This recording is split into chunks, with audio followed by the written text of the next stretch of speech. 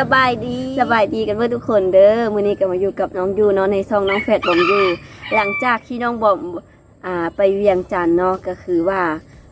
น้องยูก็ต้องสิมาเฮ็ดเวียกคนเดียวเนาะรับภารกิจเฮ็ดเวียกคนเดียวหลังจากที่เฮาได้แบ่งกันเฮ็ดเวียกที่ตอนที่เฮาอยู่นำกัน2คนเนาะแต่ตอนนี้น้องบอมบ่อยู่แล้วภารกิจคือโยนมาให้น้องยูมื้อนี้น้องยูก็สิมารับภารกิจก็คือว่าเฮ็ดเวียกเฮือนช่วยน้องบอมมื้อทุกอย่างเนาะช่วยอีเมลมื้อทุกอย่างบ่แม่นน้องบอมเนาะช่วยอีเมลมื้อทุกอย่างเพราะว่าน้องบอมบ่อยู่เนาะเฮาก็สิมาเฮ็ดเวียกต่างน้องบอมคือน้องบอมไป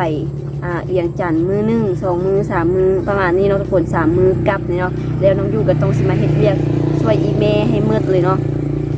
หลังจากที่น้องบอมไปแล้วน้องยูก็รับภารกิจเกลือเป็ดเกลือไก่นึ่งข้าวล้างถ้วยกดเหือนแต่งกินช่วยแม่เนาะเพราะว่าน้องบอมอยู่เขาจะแบ่งกันคันว่าไผ่ที่นึ่งข้าวแล้วแม่นจะแต่งกิน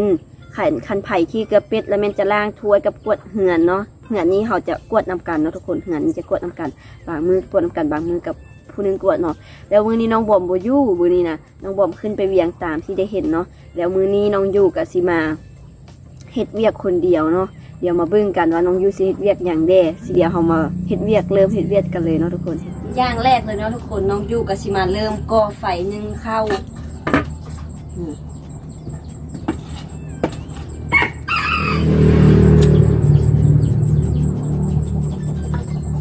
หอม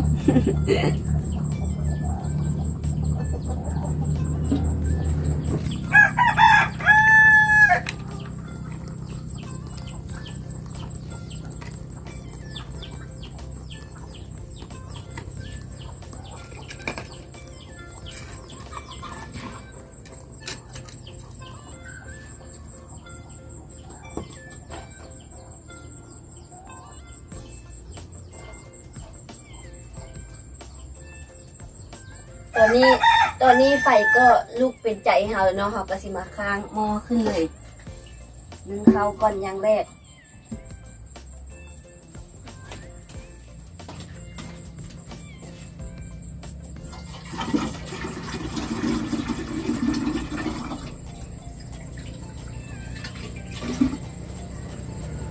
โอเคตอนนี้เฮาก็สิมาล้างให้เขาเนาะนี่บ่มีมือสองเบื้องเราจะมาจกเข้าเนาะทุกคนก็คือว่าตอนแรกน้องยู่นะมีเข้านี่เนาะคือเข้าเย็นหลายแล้วละอีเมลบ่เฮอมาเนาะก็ตอนแรกว่าสิมาเข้าก็คือว่าน้องบอมสิไปเวียงเนาะน้องยู่คิดว่าสิเอาเข้าไปนำน้องยู่มาเข้าเพื่อสุดท้ายบ่ได้เอาไปเนาะแล้วก็เลยว่าเฮาสิอุ่นเข้าเย็นนี่เนาะมาจกเข้าเย็นนำกันแบบนี้ตอนนี้อีพ่อกับอีเมลก็มาแล้วเนาะทุกคนนึ่งข้าวยังบ่แล้วซ้ำ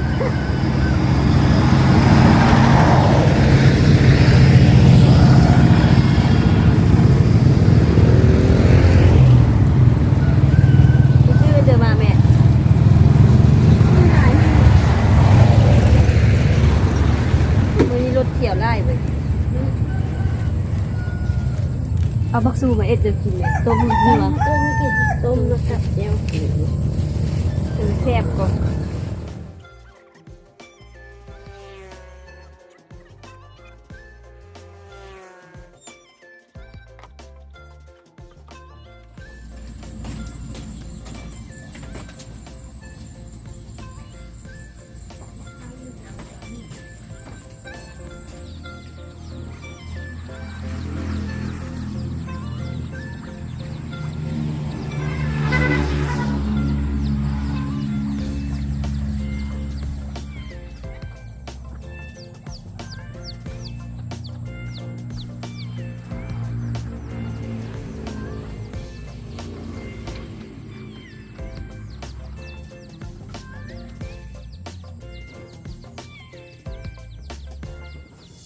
นี่เนาะทุกคนหลังจากที่น้องจูกะนึ่งข้าวไปที่เรียบร้อยแล้วน้องจูกะมาไล่เป็ดสิเอาเป็ดเข้าไปเกลือไก่เกลือเป็ดเนาะตอนนี้เนาะมาเริ่มเกลือเป็ดนำกันตอนนี้ภารกิจที่2คือเกลือเป็ดเกลือไก่นึ่งข้าวแล้วไปเรียบร้อยแล้วเนาะนี่เนาะน้องจูจะใส่เมล็ดพันธุ์ก็คือแกนมากสลีเนาะแกนสลีอันนี้จะเป็นสลีเกลือเป็ดเกลือไก่โดยเฉพาะน้องจูจะใส่อันนี้เกลือเป็ดเกลือไก่อยู่นอก น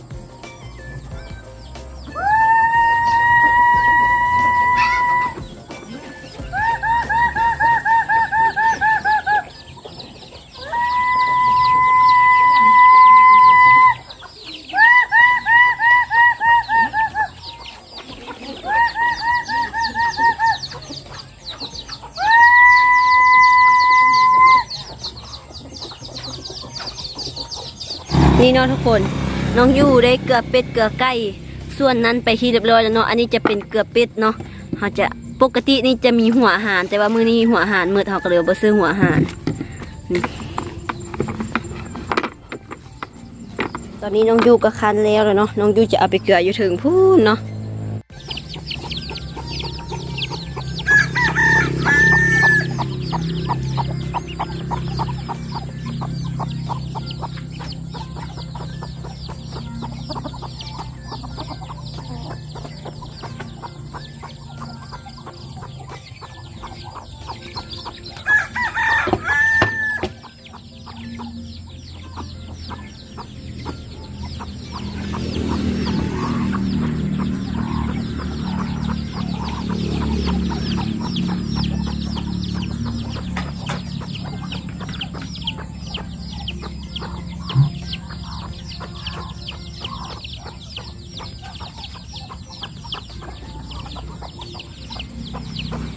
น้องยูก็ได้เกลือเป็ดไปเกลือไก่ไปเรียบร้อยละอันที่เหลือเกลือเป็ดทางไหนเขาจะให้ไก่น้อยสิเนาะแม่อามว่าบ่ขังมันเนาะตอนแรกน้องยูขังมันใหญ่มาประมาณนี้ละแล้วมันโบยูคือแม่คือตัวว่ามันซับกันตายแล้วแม่อามว่าบ่ขังมันเลยปะให้มันเป็นอิสระเลยตัวเป็ดของเขากระสีประมาณนี้ยังเหลือ4ตัวเนาะค่าให้น้องบอมไปเวียงจันทร์ตัวนึงละ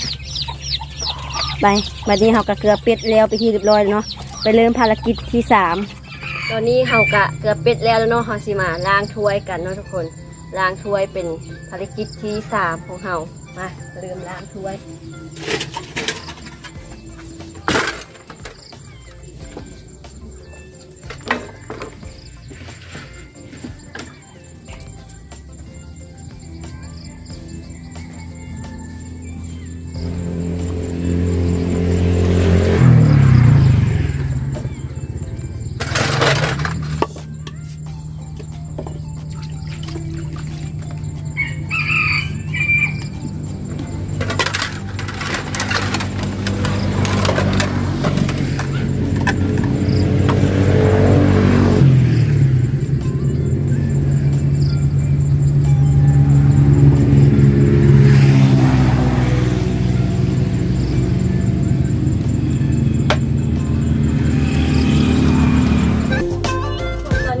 ไปน้อยนึงเนาะเพราะว่าน้องอยู่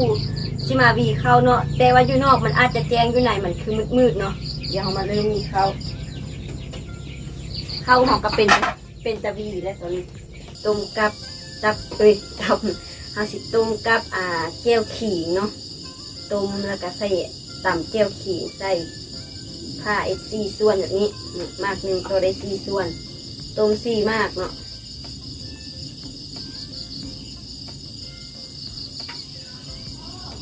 มาเบิ่งหม้อของเฮาว่าฟดเลยบ่โอ้หม้อหาฟดแล้วมาเอามากอันนี้ใส่เนาะ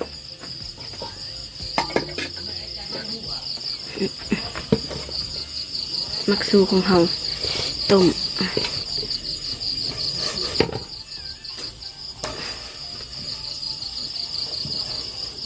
ฮ้อนปกเมียนแบบนี้นะ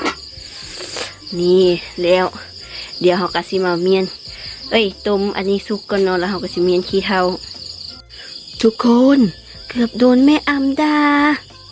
นี่หม้อเกือบไหม น้องยูออกไปเข้าห้องน้ำบุดึงเนาะนี่ป่า แห้งกับบ้านเลยดีเตมันสุกก่อนเนาะนี่น้องยูกับว่าน้องยูเอาน้ำใส่ลายแล้วที่เขาก็สิมาตักกันเนาะร้อนร้อนโดยที่แม่อำไม่ได้สูตรน้ำสักนิดเลยอีเมว่าเพิ่นสิสูตรน้ำมักสูให้ฮ้อนๆเนาะแต่ว่าหม้อแห้งปะฮ้อนแต่ว่าก็อร่อยนะคะนี่ไปตอนนี้เราก็ต้มมักสูไปที่เรียบร้อยแล้วเนาะเราก็สิมาใส่นี่ตำขิงซื่อๆเนาะตำขิงไปกับนี่ตอนนี้น้องยูก็ตำแล้วเนาะ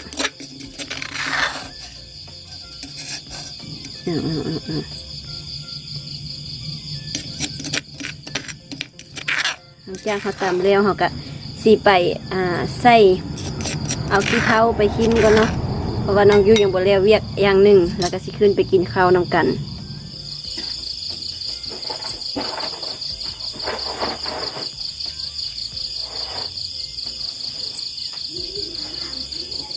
ตอนนี้เมื่อเขาสิเนียนขี้เท้าเนาะเพราะว่ามื้ออื่นน้องยูกับอีพ่อสิไปคิดอย่างยานแม่อ่ำขึ้นสิเดเมียนนะเงาะเศร้าไกลๆเงาะเลยเงาะเลยเอาไกลๆเปล่ามันฮ้อนเลยแม่อ่ำเพิ่นสิได้นึ่งข้าวนึ่งน้ำมื้ออื่นเช้าเนาะเพราะว่าน้องอยู่กับพ่อต้องไปคิดอย่างแต่ตอน1 โมงอีกพอสิคือว่าดาวออกอะเนาะมื้ออื่นเช้าต้องสิไปคิดอย่างแต่เช้าอีกไม่อยากไปเลยพวก